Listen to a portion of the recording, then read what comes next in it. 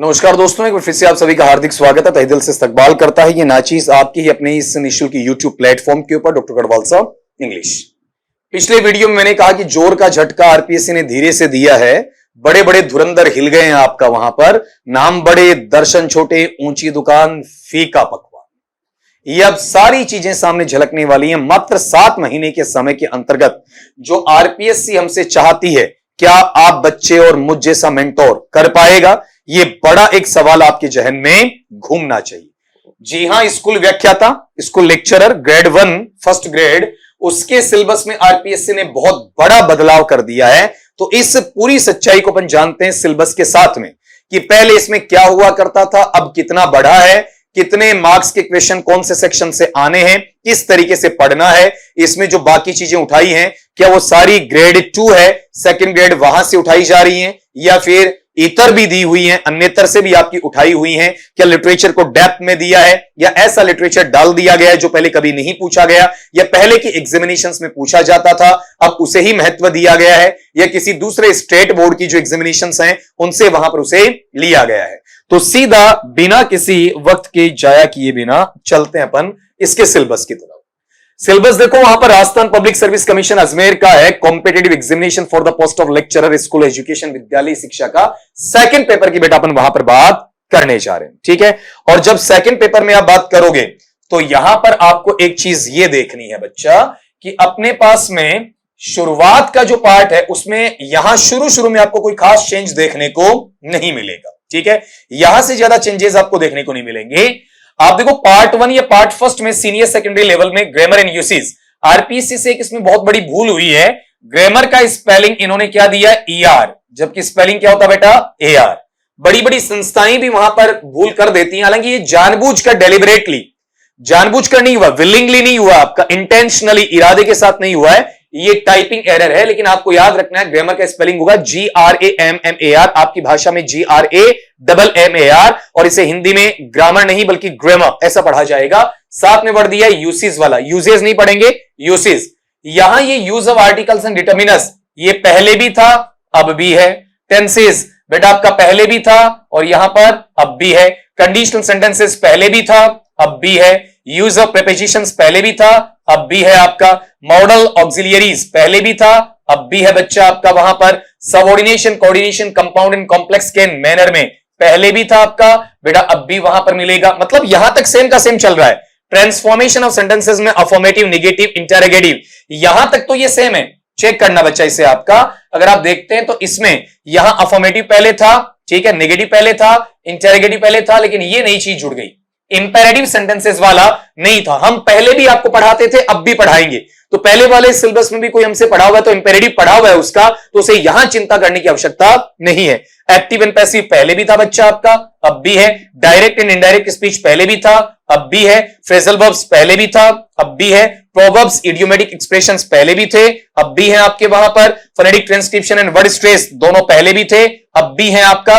One word substitution vocabulary में पूरा आ जाता, चाहे पहले लिखा नहीं लिखा कोई फर्क नहीं पड़ता है, तो ये मैं मानूंगा आपका, इसे मैं चेंज नहीं कहूंगा। हालांकि दिखने में नहीं आता है, चेंज नहीं कहा जा सकता। पहले भी आरपीसी पूछती थी, अब भी पूछेगी, अलग से मेंशन कर दिया आपका वहां पर। सिनोनिम्स एंड एंटोनिम्स मतलब समानार्थी शब्द और विलोम शब्द, बेटा इसे भी मैं चेंज नहीं कहूंगा क्योंकि ये पहले भी पूछा करती है आरपीसी रीडिंग कॉम्प्रिहेंशन में, अब भी पूछ रही है। सब्जेक्ट वर्ब एग्रीमेंट या कंकर्ड या सिंटेक्स वाला, ये पहले भी था अब भी है। मतलब 13 तक इसमें कोई चेंजेस मैं नहीं मानूंगा। अब मोटा चेंज बेटा मैं यहां पर मानूंगा आपका, ये चेंज है अपने point number 14, basic sentence patterns वाला, ठीक है।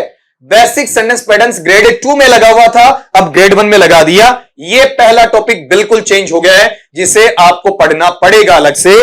फिर clause phrase analysis in terms of SVOCA, subject verb object complement आपका अजंक्ट वाला, या SPOCA, subject predicator object complement adjunct वाला। तो अगर फ्रेज एनालिसिस और स्पोका या स्वोका की बात करते हैं तो ये ग्रेड 2 में 2 नामों से लगाया हुआ है और यहां एक ही नाम से लिख दिया।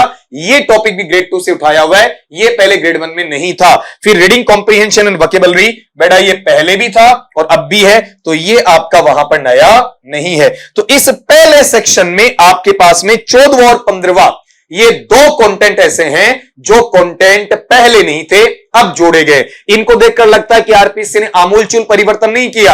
अब आपकी आंखें फटी की फटी रहने वाली हैं। रीजन बच्चा, यहां वाले पार्ट के अंदर आप ये देखना लिटरेचर का हिस्सा है, कितना आरपीएससी ने चेंज आपका कर दिया है, इसको आप चेक करना बेटा। आपका यहां पर जब इसे चेक करेंगे तो आपको लगेगा कि ये लिटरेचर तो हमने पहले सुना ही नहीं। आपका जो आरपीएससी वहां पर इस बार आपको दे रही है, पहले आपके पोइट्री सेक्शन के अंदर ग्रेजुएशन लेवल पे क्या था, 8 पोएम्स लगाई हुई थी, उन 8 को वहां से दरकिनार कर दिया। ठीक है, अब बिल्कुल नए लेवल पे आपको वहां पर सौंपा गया है, तो इसमें गौर करना। An acquaintance with English, American and Indian authors poetry. केवल अमेरिकन नहीं है, केवल इंग्लिश नहीं है, केवल इंडियन नहीं है, सबका जमावड़ा कर दिया। पहले केवल इंग्लिश पोइट्री है, इतना था। अमेरिकन और आपका इंडियन उनको शामिल नहीं किया गया, अब शामिल कर लिया गया है। आप यूजी में जो पढ़ते हैं विलियम शेक्सपियर का sonnet number 130, shall I compare thee to a summer's day, ठीक है, इसे लिया गया, बिल्कुल अलग है। ये हमारे जब हम स्टूडेंट या स्कॉलर हुआ करते थे, हमारी एक मैम, ठीक है, वो हमें पढ़ाया करती थी वहां पर, और हमें उससे पहली क्लास में डांट भी सुनने को मिली, और शायद ये कहूं आपका वही हमारा पहला और आखिरी दिन था। उसके बाद में हमारी सेल्फ स्टडी चलती चली गई। ठीक है, ये अच्छे तरीके से हमारे जहन में बैठा हुआ है। Shall I compare thee to a summer's day, William Shakespeare का सोनेट नंबर 130, और अच्छा सोनेट है आपका, शेक्सपियरियन सोनेट है, पढ़ने में काफी आनंद आएगा, आसान सा है आपका वहां पर। फिर जॉन मिल्टन का पैराडाइज लॉस्ट का जो बुक फर्स्ट है वो भी पूरा नहीं है, बल्कि लाइन नंबर 1 to 124, ठीक है, आपको दिख रहा है 124 लाइन ही है क्या, लेकिन ये ऐसा लगेगा 1240 लाइन के बराबर। इतना अच्छा, जैसे शेल आई कंपेयर दी काफी आसान है, लेकिन पैराडाइज लॉस्ट की अपन बात करते हैं तो 1 से लेकर 124 वाली लाइंस हैं, वो आपको पसीने में तरबतर कर देंगी, सोचने के लिए मजबूर करेंगी। एक एक वर्ड को रिकेपिचुलेट करना पड़ेगा, 2 से 3 बार आपको वहां पर पढ़ना पड़ेगा। डरा नहीं रहा हूं, हकीकत बयान कर रहा हूं आपका। पैराडाइज लॉस्ट और पैराडाइज रिगेन, ये ऐसे आपके एपिक्स हैं जो इंग्लिश लिटरेचर की हिस्ट्री में टॉप लेवल का वहां पर गेन रखते हैं, तो ये भी बिल्कुल अलग हो गया आपका वहां पर। फिर अगला कौन सा, वहां पर जॉन डन का बैटमाई हार्ट, ये भी पहले नहीं था, अलग पढ़ना पड़ेगा। एंड्रयू मार्वल, ये भी आपने वहां पढ़ा होगा बेटा ग्रेजुएशन में, टू हिज कोई मिस्ट्रेस, अपनी शर्मीली पत्नी के लिए, शर्मीली प्रेमिका के लिए, ये भी बिल्कुल अलग हो गया। जॉन ड्राइडन का अलेक्जेंडर्स फीस्ट, ये थोड़ा सा टाइट लेवल रहेगा आपका। जॉन मिल्टन वाला टाइट है, विलियम शेक्सपियर वाला इजी है बेटा आपका। जॉन डन का बेटर माई हार्ट इजी है, लेकिन एंड्रयू मार्वल वाला टू हिज कोई मिस्ट्रेस उससे भी ज्यादा इजी है। लेकिन जॉन ड्राइडन का अलेक्जेंडर्स फीस्ट, इसमें थोड़ा डेप्थ आपकी दी हुई है, ये भी नया लग गया। फिर Thomas Gray elegy written in a country churchyard, transferred epithet के लिए इसे बार बार जाना जाता है, वियरी वे, और इसका लास्ट में अपन देखते हैं तो वहां पर आपका एपिटाफ, आप इसे एपिटेप बोलते हैं जबकि वो एपिटाफ होता है, उसको भी आपको वहां पर देखना है, बहुत शानदार है। इंग्लिश लिटरेचर में एलेजी है, एलेजी का जो गोल्डन एलेजी पार्ट है वो यही रहता है। एलेजी का जब भी नाम आता है, टॉमस ग्रे का elegy written in a country churchyard का नाम आपको जरूर सुनने को मिलेगा। ठीक है, ये भी बिल्कुल आपके लिए नया है, हालांकि ग्रेजुएशन में आपने पढ़ा, लेकिन ग्रेजुएशन वाली चीजें याद कहां रहती हैं, अगर याद रहती तो आज हमसे वहां पर पढ़ने की जरूरत कहां पड़ती। फिर विलियम वर्ड्सवर्थ का lines written a few miles about Tintern Abbey, कई बार इसे केवल टिंटन एबे के नाम से भी पढ़ दिया जाता है, ये भी एक आसान है। इसमें अगर मैं टिपिकल नेचर की चीजें कहूंगा, आपका जॉन मिल्टन, उसके बाद में बेटा आपका जॉन ड्राइडन, और फिर आपका विलियम वर्ड्सवर्थ, इन 7 कंटेंट में से इन 3 पर विशेष ध्यान देना है, बाकी को सरफिशियल रीड भी करवा दो तो परेशानी वहां पर नहीं होगी। अगले पार्ट पे आ जाओ आपका वहां पर, नेक्स्ट देखना इसमें जॉन कीट्स का ऑड टू ए नाइटिंगेल, इसमें जॉन कीट्स का जो ऑड ऑन ए ग्रेशन अन है वो हटा दिया गया है, और इसमें आपके पास में वहां पर जो चीजें ऐड की हैं उनको थोड़ा सा आप देखना बेटा। यहां पर ये बिल्कुल नया मिलेगा, जॉन कीट्स वाला आपका ऑड टू ए नाइटिंगेल, आसान जरूर है लेकिन आपने पहले नहीं पढ़ा। फिर रॉबर्ट ब्राउनिंग का पहले लगाया था माई लास्ट डचिस, और अब दे दिया एंड्रिया डेल सार्टो, ये नया हो गया। मैथ्यू अर्नोल्ड का डोवर बीच, ये आपने ग्रेजुएशन में पढ़ा है, ये ग्रेजुएशन में पढ़ा है, ये ग्रेजुएशन में पढ़ा है, ग्रेजुएशन से काफी कुछ उन्होंने वहां पर एक्सट्रैक्ट कर लिया है। फिर टीएस एलियट का द हॉलो मैन, बहुत स्पेशल नेचर का, ठीक है, ये थोड़ा हार्ड पड़ेगा आपके लिए। फिर विलियम बटलर यीट्स का सेलिंग टू बाइजेंटियम, ये आसान पड़ेगा, ग्रेजुएशन में पढ़ा हुआ है। वॉट विटमन का क्रॉसिंग ब्रुकलिन फेरी, ये भी आसान पड़ेगा। रॉबर्ट फॉस्ट का आफ्टर एप्पल पिकिंग, ये भी आसान पड़ेगा। एमिली डिकिंसन का because I could not stop for death I heard a fly बज, बिल्कुल इजी पड़ेगा। रविंद्रनाथ टैगोर, ये आपने ग्रेजुएशन लेवल पे पढ़ा बेटा एक बार फिर से, ये भी आपका आसान पड़ेगा। Where the mind is without fear, बहुत आसान है आपका। सर औरबिंदो का द पिलग्रिम ऑफ नाइट, ये ग्रेजुएशन में पढ़ा है और आसान है, ये भी बेटा ग्रेजुएशन में आपका। फिर यहां पर निसिम एज़ेकिल का good bye party for Miss Pushpa TS, ये भी ग्रेजुएशन से उठाया हुआ है एज इट इज आपका। फिर तोड़ुदत्त लक्ष्मण, ये भी ग्रेजुएशन से उठाया हुआ है। ये जो नीचे वाला पार्ट है विक्रम सेठ का द टेल ऑफ मैरन सिटी, है आसान लेकिन ग्रेजुएशन से नहीं उठाया हुआ। सैयद अमानुद्दीन का don't call me Indo Anglian, मुझे भारतीय अंग्ल मत कहो, आपका अंग्ल भारतीय कह सकते हो, भारतीय अंग्ल नहीं कहोगे, फर्क है एंग्लो इंडियन और इंडो एंग्लियन या इंडो एंग्लिकन, इन दोनों में हल्का सा डिफरेंस होता है। तो ये वहां पर नस्ल भेद के साथ साथ में भाषा भेद, राष्ट्रीयता और नागरिकता भेद है, उसके ऊपर भी विचार विमर्श करने के लिए हमारे ऊपर दबाव डालता है। कहता है कि पहले तो मैं मुस्लिम हूं, उसके बाद में मैं वहां पर इंडियन या फिर नॉन इंडियन, ऐसी विचारधारा के बीच में फंस गया तो लिटरेचर में जितना मैं एनहांसमेंट करना चाहूं, जितना इनोवेशन देना चाहूं, उतना नहीं दे पाऊंगा। यह भी बेटा आपका ग्रेजुएशन स्टैंडर्ड से उठाया हुआ है। तो ये जो आपके पहले 8 पोइम्स लगी हुई थी, मात्र 8 कविताएं आसान आसान, अब बेटा यहां पर 21 लगा दिया है, करीब करीब 3 गुना बढ़ा दिया है।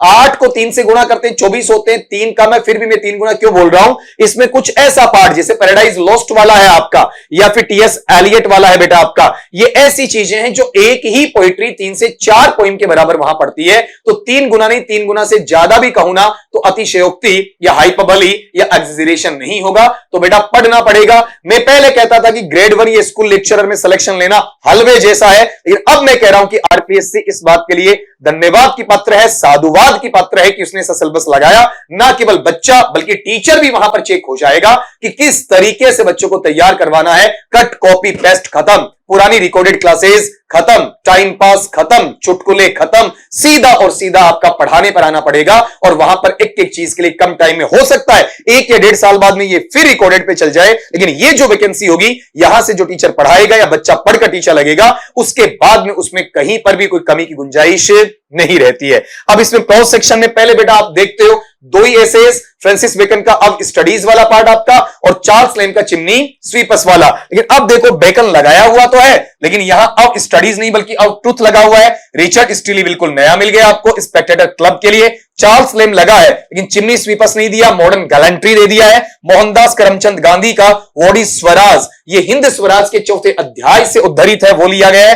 रॉबर्ट लुइस स्टीवेंसन का ऑन वॉकिंग टूवर्स है और टीएस एलियट का, टॉमस स्टंज एलियट का tradition and the individual talent. इसमें सबसे खतरनाक ये है आपका, ये डराने वाली चीज भी है, अब की बार मैं सच में डरा रहा हूं, ये एनराइट एंड चिकेरा इनके पब्लिकेशन के तहत जो आपका बुक चलती है, उसमें टीचर जब पढ़ाता तो बच्चों को कहता बेटा फ्रेश माइंड से ही पढ़ाऊंगा और आपको फ्रेश माइंड से ही से पढ़ने के लिए आना है। और ये स्किपेबल भी नहीं है कि आप इन चीजों को क्या कर दें, बच्चा वहां पर स्किप कर दे, ऐसा भी आपको वहां पर नहीं करना है। एक एक चीज आपको लेनी है। नॉवेल की अपन बात करते हैं, नॉवेल टोटली चेंज हो गए आपका वहां पर। नॉवेल वाले पार्ट में मेयर ऑफ कस्टरब्रीज वगैरह ऐसा कुछ नहीं है आपका वहां पर, बिल्कुल चेंज है। चार्ल्स डिकेंस का डेविड कॉपरफील्ड है और शशि देशपांडे का दैट लॉन्ग साइलेंस। इस पर तो हम ग्रेड 2 के सिलेबस में बहुत चर्चा करते हैं और दैट लॉन्ग साइलेंस है, इसके वहां पर आरपीएससी सवाल भी पूछती है, लेकिन इस बार आपको डिटेल में इसे वहां पर पढ़ना है कि देशपांडे जी आपका क्या कहते हैं। तो आप गौर करो, नॉवेल जो पहले लगे हुए थे हट गए आपका, दोनों के दोनों नॉवेल क्या हुए बेटा आपके, चेंज हुए। अगले सवाल पे आ जाओ वहां पर, नेक्स्ट वाला है आपका ड्रामा के लिए। मैं क्वेश्चन इसलिए बोल रहा हूं कि एक एक कंटेंट आपका क्वेश्चन वहां पर बन रहा है। आपने जो नाटक बेटा पहले लगे हुए थे वो इसमें कौन से थे आपका, विलियम शेक्सपियर है उसका मैकबेथ लगा हुआ था, ठीक है। और अब विलियम शेक्सपियर साहब हैं, उनको इन्होंने इंक्लूड तो किया बच्चा, ठीक है, लेकिन मैकबेथ नहीं लिया, इन्होंने लिया एज यू लाइक इट। यहां पर आपको राहत की सांस लेनी है, काफी आसान है, बहुत आसान रहेगा ये, ठीक है।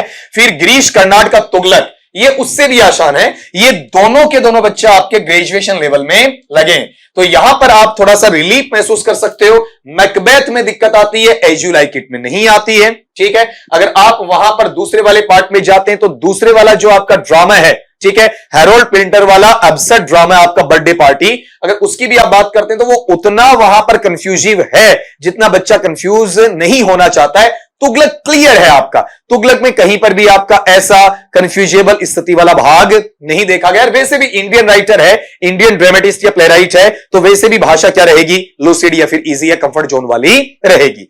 अब इसमें पोस्ट ग्रेजुएशन लेवल है, इसमें मैं कोई चेंज नहीं मानूंगा। ये जो थर्ड वाला है यहां पर ए सेक्शन आगे तो आ जाएगा, ए सेक्शन में कोई चेंज वहां पर नहीं मानूंगा। रीजन क्या है, ए सेक्शन के अंदर पहले अगले ने दिया है आपका वहां पर an acquaintance with literary terms, forms और टेक्निक्स। कई टीचर्स आपको बार बार ये सिखा देते हैं बच्चा कि लिटरेरी टर्म्स अलग होता है, लिटरेरी फॉर्म्स आपका अलग होता है, लिटरेरी टेक्निक्स अलग होता है, लिटरेरी डिवाइसेस अलग होता है। तो अब उन्हें कौन समझाए, चीजें एक हैं। आरपीएससी लास्ट में एक कर चुकी है, पहले आरपीएससी ने अलग अलग लिखा तो भाई साहब ने अंतर बताना चालू कर दिया, ठीक है, जबकि एक्चुअल में तीनों चीजें एक ही हैं आपका, और ये चीजें पहले भी लगी हुई हैं। सिमिली पहले भी था, अब भी है। मेटाफोर पहले भी था, अब भी है। पर्सोनिफिकेशन पहले भी था, अब भी है। हाइपरबोली या alliteration, onomatopoeia, sonnet, ode, elegy, ballad, soliloquy और ड्रामेटिक मोनोलॉग। क्या चेंज हुआ? अगर इसमें एक दो नाम यहां नहीं था तो पहले से आपका माई लास्ट जस्टिस लगा हुआ है, तो ड्रामेटिक मोनोलॉग उसके साथ पढ़ना था अपने को। एलर्जी वाला पार्ट है वो लगा हुआ था ही, तो इसमें तो सारा का सारा सेम का सेम मैं मानूंगा। इनमें ऐसा कुछ नहीं है जो आपका वहां पर नया आपको देखने को मिला हो, ठीक है। अगली चीज पे आ जाओ बेटा आपका वहां पर। अब इसमें देखना एपिक और मॉक एपिक, ये थोड़ा सा इसे इनलार्ज कर देते हैं आपका। एपिक और मॉक एपिक वाला पार्ट है, ये पहले भी था बच्चा और अब भी है, ये नया नहीं है। अलगरी पहले भी था, अब भी है। पैराडॉक्स या ऑक्सीमोरन पहले भी था, अब भी है। तो ये तो चेंजेस वहां पर नहीं हुए। 1 से लेके 15 तक आपका पोस्ट ग्रेजुएशन वाले में तीसरे पार्ट में ए जो सेक्शन है कोई चेंज नहीं हुआ। लेकिन अब जो आप यहां से देखेंगे ये आपका बी सेक्शन, ये टोटल चेंज है। ये सारा का सारा ग्रेड 2 या सेकंड ग्रेड में था आपका। An acquaintance with major literary periods में रिनाइसेंस या रेनेसा, ये आपका टोटल नया जुड़ा है। मेटाफिजिकल नया जुड़ा है, जैकबियन नया जुड़ा है, नियो क्लासिकल नया जुड़ा है, रोमांटिक नया जुड़ा है, विक्टोरियन नया जुड़ा है, मॉडर्न नया जुड़ा है, पोस्ट मॉडर्न नया जुड़ा है। ये आपको छठी का दूध याद दिलाने जैसा है, बिल्कुल डरना है। रीजन इसके डेप्थ में सवाल पूछे जाते हैं, सरफिशियल सवाल नहीं आते हैं। हिस्ट्री ऑफ इंग्लिश लिटरेचर है, वहां से आपको इसे पढ़ना पड़ेगा और उसके लिए इसमें कोटेशन भी याद करने पड़ेंगे, क्रिएशन भी याद करने पड़ेंगे। एक पीरियड से दूसरे पीरियड का टाइम है, चेंज क्यों हुआ, कौन किसको सरपास कर रहा है, कौन कहां पैरेलल वे पे चल रहा है, everything you should no.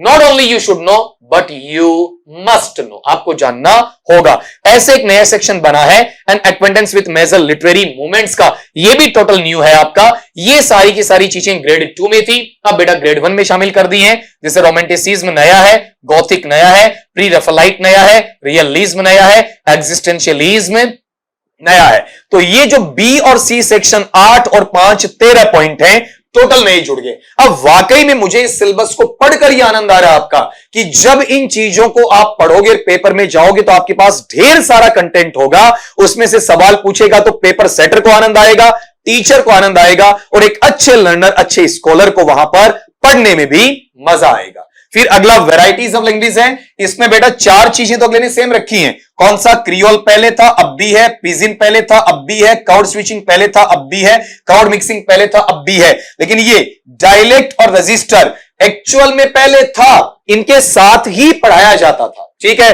Creole, pidgin, crowd switching, crowd mixing, RPSC ने इनका नाम सेपरेट लेवल पर आपको दे दिया है, जबकि इनके सवाल आरपीएससी पहले पूछ चुकी है। तो कई लोग ये कहते हैं कि डायलेक्ट और रजिस्टर है, इनको नया जोड़ा है। मैं आपको याद दिला दूं, पीवाईक्यूज में जाइए, आपके पहले वाले प्रश्न पत्र उठाइए, वेबसाइट पे पढ़े हैं, उनके अंदर डायलेक्ट और रजिस्टर के सवाल आए हुए हैं। तो आप ये नहीं कह सकते कि नया कंटेंट है, पहले इसे इन चारों के अंदर शामिल किया गया था, अब बेटा इसे चारों से क्या कर दिया गया, अलग अलग लेवल पे आपको साथ में दिखा दिया गया, ठीक है। तो यहां पर वैरायटीज ऑफ लैंग्वेज है, बच्चा इसे अलग मत मानना।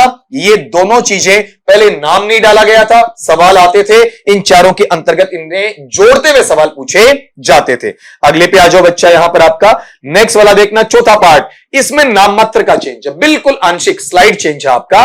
पार्ट आपका 4 pedagogy, teaching learning material, TLM जिसे कहते हैं, use of computers and information technology in teaching learning, ICT जिसे आप नाम देते हैं आपका आईटी वाला। तो pedagogy and teaching learning material, instructional strategies for adult learner है, उसमें बच्चा आपका कम्युनिकेशन स्किल्स पहले था, use of various verbal and non verbal classroom communication strategies इसी के अंतर्गत है, तो इसे अलग नहीं कहूंगा, सेम ही है आपका। फिर टीचिंग मॉडल्स में एडवांस ऑर्गेनाइजर था, इंक्वायरी ट्रेनिंग था, इंफॉर्मेशन प्रोसेसिंग था, ग्रुप इन्वेस्टिगेशन था, सोशल इंटरेक्शन वाला, non directive model, personal development. मतलब ये अंदर डाले हुए थे, अलग से नाम डाल भी दे तो कोई फर्क वहां पर नहीं पड़ेगा। फिर preparation and use of teaching learning material during teaching बिल्कुल था, कोऑपरेटिव लर्निंग बिल्कुल था। ठीक है, तो यहां पर अपने पास में पार्ट 4 का जो पहला टुकड़ा है, इसमें किसी प्रकार से कोई खास चेंज आपको देखने को नहीं मिलेगा। अगर आप ये कहते हैं कि सर इसमें चेंजेस हैं, तो मैं इतना कहूंगा बच्चा इसमें कि आपको ये जो नाम है कौन सा, वर्बल, नॉन वर्बल, ठीक है, या फिर यहां वाले पार्ट के अंदर आप देखते हैं कौन सा, ये वाला पार्ट ड्यूरिंग टीचिंग वाला, नॉन डायरेक्टिव वाला, तो ये तो पहले से पूछे जा रहे हैं, खाली नामों को क्या कर दिया आपका, इधर उधर कर दिया, तो इससे आप सिलेबस चेंज वाली बात नहीं कहेंगे। तो कुल मिला के जो जहां पर चेंजेस की बात आती है उनको 1 बाय 1 देखना आपका। यहां जो बड़ा बदलाव हुआ है उसमें सबसे पहले ये चीज देख लो आपका, इसको थोड़ा सा आपका जूमिंग का पार्ट बेटा अपन कम करते हैं, ठीक है, ये अपन 200 के आसपास इसे रखते हैं ताकि आप इसे समझ पाओ। यहां पहले पार्ट में सीनियर सेकेंडरी लेवल के अंदर आपके 13 पॉइंट तक कोई चेंज नहीं, 16वें में कोई चेंज नहीं, ये बच्चा 14वां और 15वां, मतलब पहले पार्ट में 14वां और 15वां अलग है, ठीक है। फिर उसके बाद में आप आते हो पोस्ट ग्रेजुएशन, तो पोस्ट ग्रेजुएशन के अंदर बच्चा वहां पर आपके पास में शुरू वाले जो 7 आपके आप देख रहे हो, आगे भी आएगा, ये जो पहला हिस्सा आ गया ना, ये an acquaintance with English, American and Indian authors poetry वाला, ये सारा का सारा चेंज है, सारा का सारा चेंज इसमें आपको देखने को मिलेगा। फिर उसके बाद में इसी पार्ट में, एक मिनट बच्चा, इससे भी अपन 200 पे लेके आ जाएं ताकि ये जूमिंग वाला प्रोसेस आपका हट ही जाए।